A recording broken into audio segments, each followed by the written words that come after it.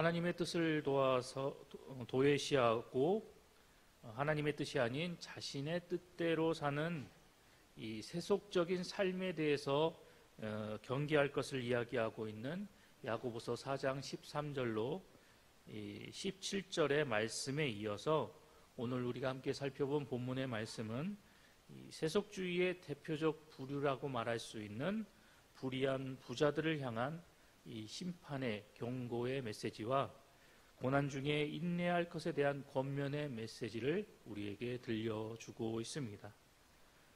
그렇다면 이런 내용의 본문의 말씀을 통해서 오늘 우리가 발견할 수 있는 영적인 교훈은 과연 무엇일까요? 먼저 첫 번째로 오늘 본문의 말씀이 우리에게 들려주고 있는 영적인 교훈은 욕심으로 재물을 쌓는 것은 스스로 재앙을 쌓는 것과 같다라고 우리에게 교훈합니다. 본문 2절로 3절의 말씀을 살펴보면 너희 재물은 썩었고 너희 옷은 좀먹었으며 너희 금과 은은 녹이 슬었으니 라고 이야기를 하고 있습니다. 오늘 이 본문에서 이야기하고 있는 이 재물이란 이 단어의 원어의 의미를 살펴보면 밀과 같은 곡식을 의미하는 단어입니다. 그런데 이 재물이라는 이 원어가 원래 가지고 있는 그 의미가 이 곡식이라는 의미를 가지고 있는 말인데, 그렇다면 오늘 본문의 말씀은 왜 이 재물이란 단어로 번역하여 우리에게 이야기를 하고 있는 것일까요? 그것은 옛날 옛적부터 이 곡식은 어떤 부를 나타내는, 부를 상징하는 척도와도 같은 것이었기 때문이었습니다. 그렇기 때문에 곡식을 많이 소유하고 있었다는 것은 그가 많은 부를 축적하고 있었다라는 것과 같은 의미였기 때문이었습니다. 뿐만 아니라 야고보 사도는 오늘 본문의 말씀에서 이 곡식을 상징하는 재물의 단어뿐만이 아니라 이와 더불어서 옷, 금, 은과 같은 이 기금속, 귀중품, 이러한 모든 것들을 함께 언급을 하고 있습니다. 이건 역시 당시 이 화폐와 같이 교환 수단으로 사용되어지는 그러한 중요한 것이었고, 또한 담보나 투자 등에 쓰여지는 아주 중요한 경제 수단으로 사용되어진 물품이 있다라고 이야기를 하고 있습니다. 오늘날로 이야기한다면 이 현금, 수표, 아니면 유가증권이나 기타 기금속, 기중품, 또한 다른 우리가 우리의 부를 늘려나갈 수 있는 어떤 값비싼 골통품, 이런 것 등의 것에 비유를 해볼 수 있는데, 여하튼 중요한 것은 오늘 이 사도가 이야기하고 있는 부의 척도가 되는 어떤 부를 나타내고 부를 상징하는 이 모든 것들을 당시 부자들이 이 창고에 썩을 정도로 쌓아두고 있었던 것을 야고보 사도가 그것들을 직시하고 이러한 그들의 잘못된 모습에 대해서 신랄하게 책망을 하고 있다는 사실입니다. 재물 자체가 악하다라는 것은 아닙니다. 왜냐하면 재물 역시 하나님께서 우리에게 주신 이 복의 한 방편이 되기 때문입니다. 그럼에도 불구하고 오늘 사도가 이 본문의 말씀을 통해서 이 재물을 쌓는 것에 대해서 신랄하게 책망하고 비난하는 이유는 성도가 살아나가고 있는 이 시대가 말세의 시기이기 때문이었습니다.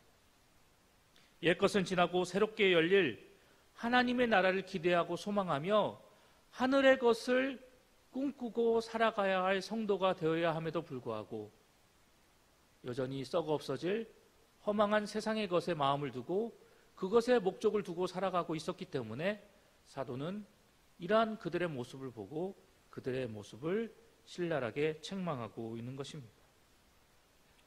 이러한 사도의 말씀을 통해서 이 시대를 살아나가는 우리 역시 다가올 하나님 나라에 대한 철저한 준비를 하고 또한 세상이 썩어질 것에 대한 그런 소망을 두는 어리석은 성도가 되는 것이 아니라 영원히 변치 않는 하늘의 것을 바라보고 하늘의 것을 소망하며 하늘의 것을 꿈꾸고 살아나가는 성도가 되어야 한다는 사실입니다. 사랑하는 성도 여러분, 성경은 우리가 살아나가는 이 세상을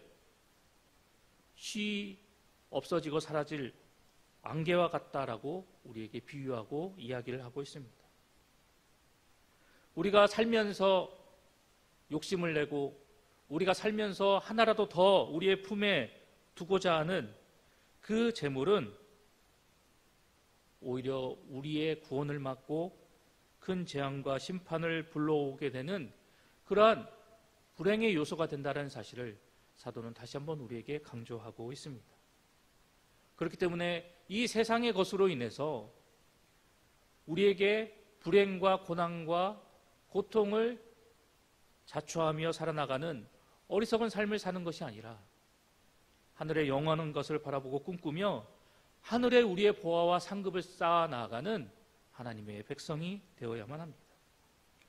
우리가 이와 같이 세상의 것이 아닌 하늘의 것에 마음을 두고 그것에 소망을 두고 우리가 우리의 삶 속에서 헛된 욕심을 철저히 버리고 살아나갈 때, 그리고 하나님의 백성으로서 우리가 은혜와 사랑으로 우리의 이웃을 섬기고 우리의 이웃을 높이고 즐거운 마음으로 내가 가진 것을 나누고 섬기는 모습으로 살아나갈 때 우리는 이를 통해서 세상이 줄 수 없는, 세상에서 누릴 수 없는 참된 기쁨과 평안을 맛보며 나아가게 될 것입니다. 오늘도 우리에게 주신 이 말씀에 우리가 온전히 순복하고 순종하며 살아나가는 그런 삶의 모습을 통해서 영원히 썩지 않는 하늘의 보화를 쌓아 나가는 귀한 삶이 되기를 소망하며 하늘나라의 하늘의 상급과 보화를 쌓아 그것을 누리고 영원한 기쁨과 영광을 누리는 그날을 꿈꾸고 소망하고 바라보며 오늘도 주어진 하루 속에서 하나님의 백성으로서의 온전한 삶을 살아나가는 우리 봉상의 모든 성도님들이 되시기를 간절히 소망합니다. 계속해서 오늘 본문의 말씀이 우리에게 들려주고 있는 두 번째 영적인 교훈은 인내하는 성도의 삶은 행복한 결말을 불러온다라고 우리에게 교훈합니다. 오늘 본문 11절의 말씀을 살펴보면 야고보 사도는 고난 중 인내한 사람의 대표적인 예로 욥의 모습을 우리에게 이야기하면서 그 욥의 결말을 보라고 우리에게 이야기하고 있습니다. 욥기 42장 10절에서 17절의 말씀처럼 욥은 끝까지 고난 중에 참고 인내하며 나아가는 그 모습을 통해서 처음보다도 2배의 크나큰 복을 누리게 되었다라는 사실을 우리는 욥기 42장의 말씀을 통해서 발견하게 됩니다. 그런데 중요한 것은 야고보 사도는 이 욥의 인내와 축복을 이야기하면서 욥뿐만이 아니라 욥이 인내하고 복을 받을 수 있도록 그 욥을 이끌어 주신 하나님을 더욱더 강조하고 있다는 사실입니다. 야고보 사도가 말하는 그 하나님은 가장 자비하시고 긍휼히 여기시는 이시다라고 우리에게 설명합니다. 그런데 여기서 이 긍휼히 여긴다라는 이 말씀은 성경 가운데 바로 이 야고보서 5장에만 등장하는 그런 단어입니다. 이 말씀의 의미를 살펴보면 불쌍히 여기는 내장으로 가득 차 있다라는 그런 의미를 담고 있는 말입니다. 이것은 전형적인 이 히브리적 표현의 말씀으로 그야말로 하나님은 그 중심으로부터 자비와 사랑과 긍휼이 많을 수밖에 없는 그런 분이시다라는 것을 이 단어를 통해서 야고보 사도는 우리에게 이야기하고 설명하고 있는 것입니다. 즉 오늘 이 야고보 사도가 우리에게 이야기하고 있는 우리 하나님은 시편 기자가 우리에게 고백하는 바와 같이 긍휼이 많으시고 은혜로우시며 노하기를 더디하시고 인자하심이 풍부하신 분, 그 하나님이시다라는 사실입니다.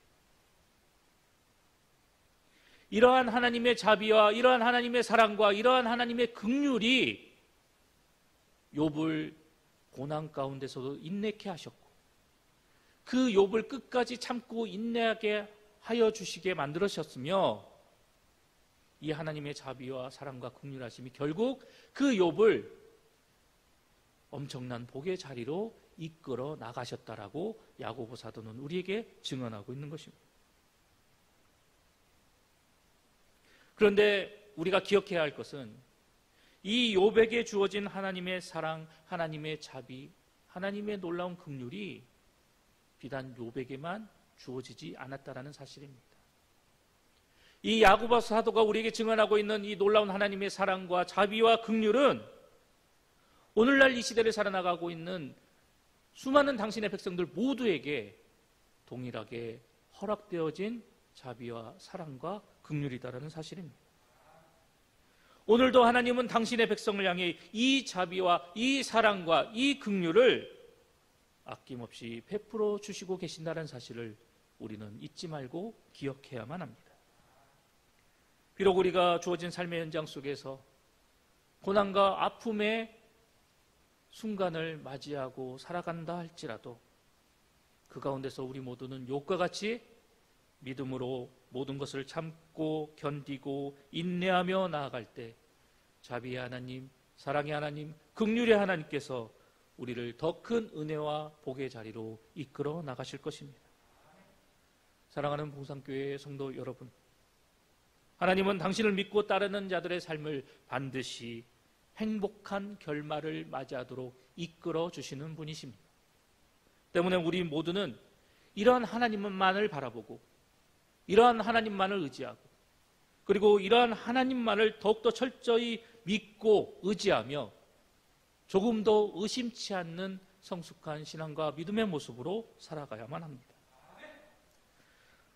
뿐만 아니라 우리가 어떤 상황을 맞이하든지 간에 어떤 환경에 우리가 놓이든지 간에 그런 상황과 환경에 개의치 않고 오직 하나님을 향한 믿음과 소망으로 모든 것을 인내하고 참고 기다릴 줄 아는 성도가 되어야 할 것입니다. 그래야 할 때 우리도 욥과 같이 하나님께서 우리를 위해 예비하신 그 놀라운 복의 자리로 나아가게 되어질 것입니다.